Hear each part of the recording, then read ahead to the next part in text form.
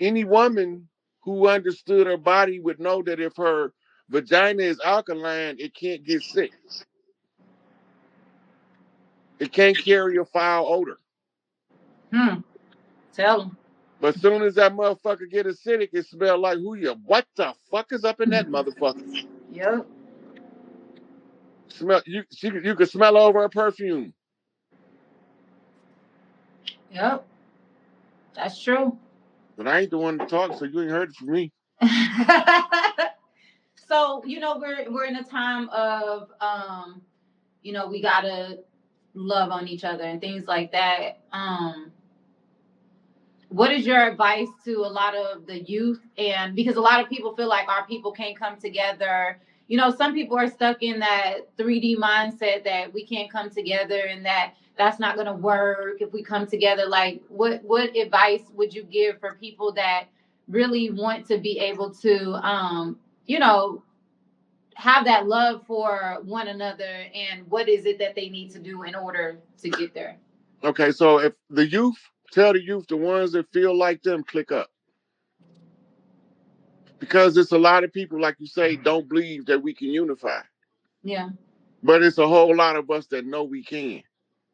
Mm-hmm. And the ones of us that know we can, we just doing that shit. It's just like this conversation here is a needed conversation in the public, Mm-hmm. right? Because one, we seeing respectful communication between a man and a woman that we don't see too often, Facts.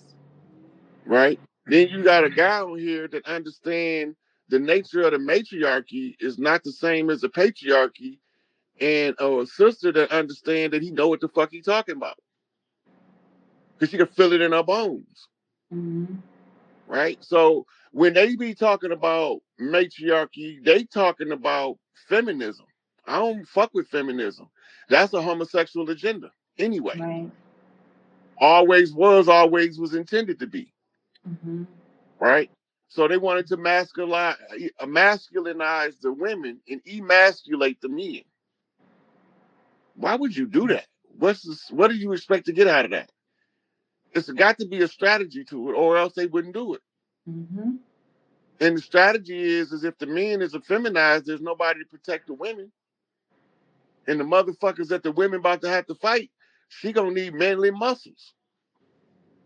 What the fuck we here for then? Mm-hmm. Right? What it look like a man chasing another man, talking about a relationship in the middle of war. Mm-hmm. You can't even fight the war for looking at the motherfucker how he shoot his gun is so cute to you. Nigga, he need to turn around and shoot your ass in the face. So you take the soldiers out, you don't have no fighting force to defend you. Mm-hmm. This is a whole gay agenda. But the end game of the gay agenda is to normalize pedophilia. Yep. Try to That's tell the them. end game. The homosexual agenda serves several purposes along the way. It's in stages and degrees. They wrote a manifesto. I forgot the name of the book, but I sent it to you, Drea, first chance I get. But they Okay. wrote a whole manifesto for the gay agenda, and it was assembled by military generals that a bunch of billionaire homosexuals hired to write a strategy to make homosexuals more acceptable to the mainstream. And they followed that shit to the letter. They got a whole art of war strategy book on how to turn back motherfucking gays into. Now, I'm not homophobe. Some people born gay and I don't have no problem with them. I got a problem with the ones that molest children to convert them to Right. homosexuality. That part. And the ones that teach children to be confused if they're a boy or a girl. Yep. Mother That Nature part. wasn't confused when she gave that nigga dick and balls. Why in the fuck would he be confused at what she gave him? Yeah. Yeah. Somebody's interfering with the process of nature. Mm-hmm. And anything that's abhorrent to nature is evil by its own definition. Mm-hmm. Because the only true evil is that which is in opposition to life. Because evil backwards is life. Live. Mm-hmm. And you can't live, you can't make no babies, woman on woman and man on man. Woman got a better chance parthogenically. Right. than men on men, for sure. Yeah, that's not gonna happen. Ain't no man gonna get pregnant fucking another man in the ass. It's just not gonna happen.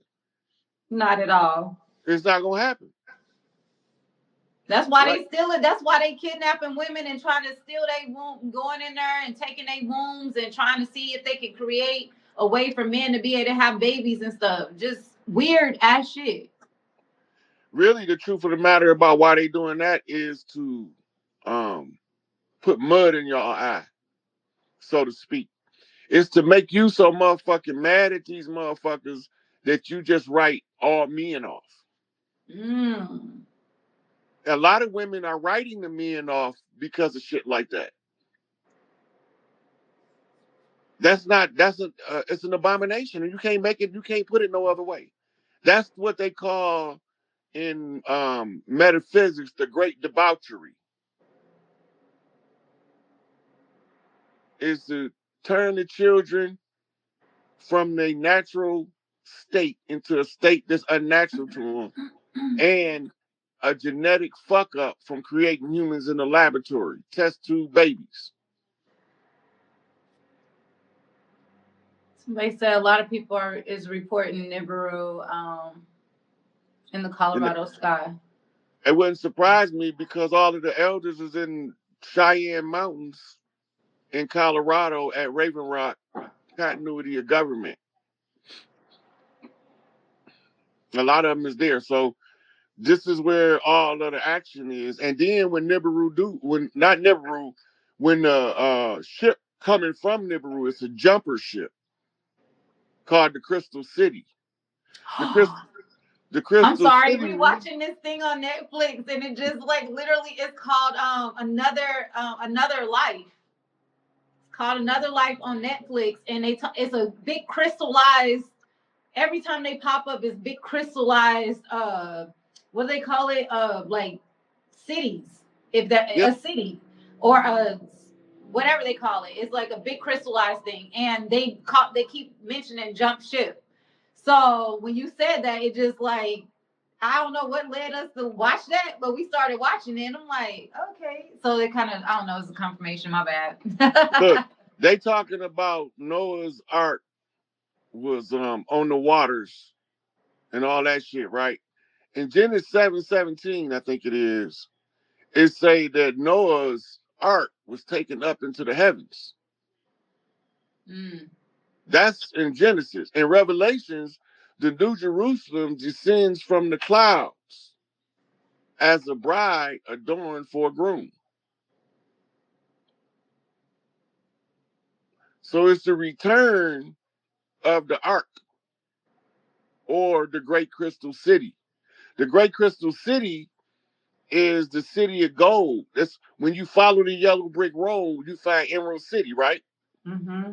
That's because the Crystal City is going to land in Colorado on Emerald Lake.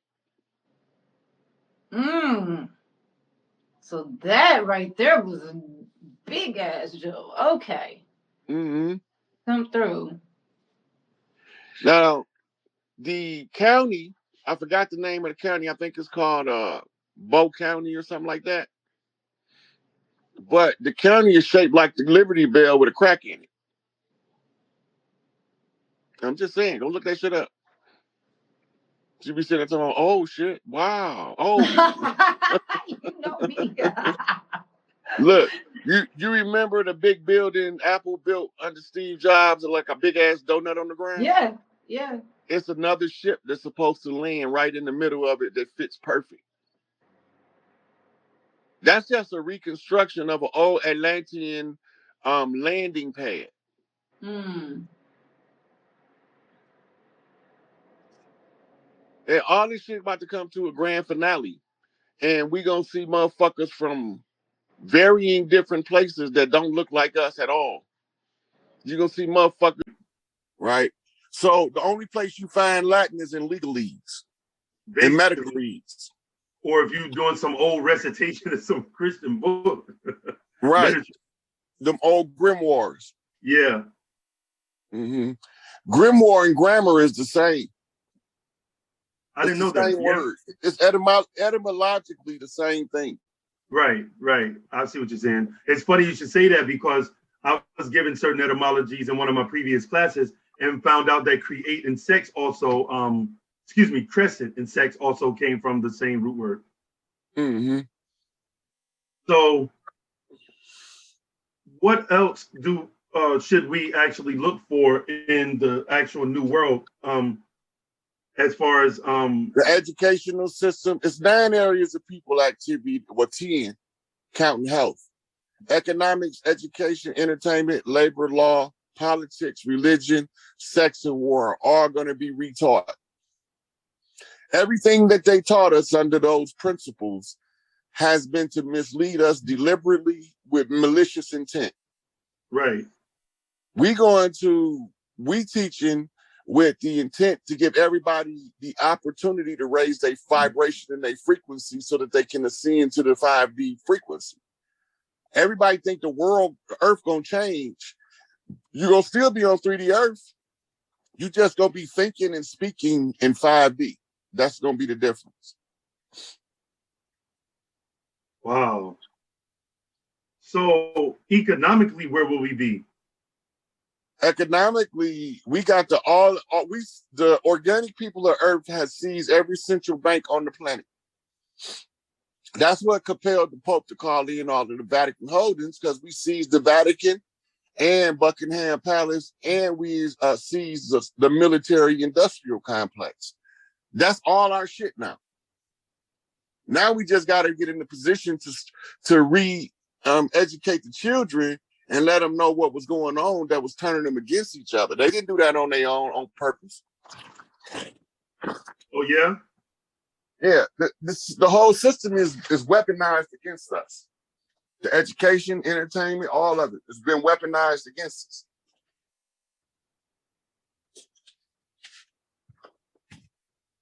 So, what is your take on us building a school for ourselves? We already have the blueprint for the new education. We're not doing school. Okay. We're doing rites of passage. It's called ROPE, rites of passage education. It's a different format than what they're using now. Neely Fuller described it as the open air training or open air education method. Who describes it that way again? I didn't hear the name. Dr. Neely Fuller. Dr. Neely Fuller. Could you explain to us a little bit about that? Like yeah. So you know Sun Tzu wrote The Art of War, right? That is correct. And you know that the doctrine of white supremacy is only shared in secret places among those who push that doctrine, right? That I didn't know. Yeah, it's actually a written military strategy. Okay. White supremacy is. It's not what we think it is. It has nothing to do with skin color at all. Anyway, Dr. Fuller wrote a defense manual. So imagine you're a chess player and you don't know how to play the game, but you learn the offense from watching the people pushing the white pieces. And if you watch it long enough, you'll learn how to defend their strategy. Well, he learned to defend against white supremacy. Okay. And that defense is called the United Compensatory Code System for breaking the chains of white supremacy. If you remember the ISIS papers by Frances Wellesley. Yes, I've read it a few times, actually. You know, in the beginning when she said, if you don't understand white supremacy, everything you think you know is only confusing you. Right. He wrote that. She was quoting him. And so, from what I understand that you're saying is that white supremacy is actually a military doctrine, but for what cause? Like, what global is their conquest. Huh? Global conquest.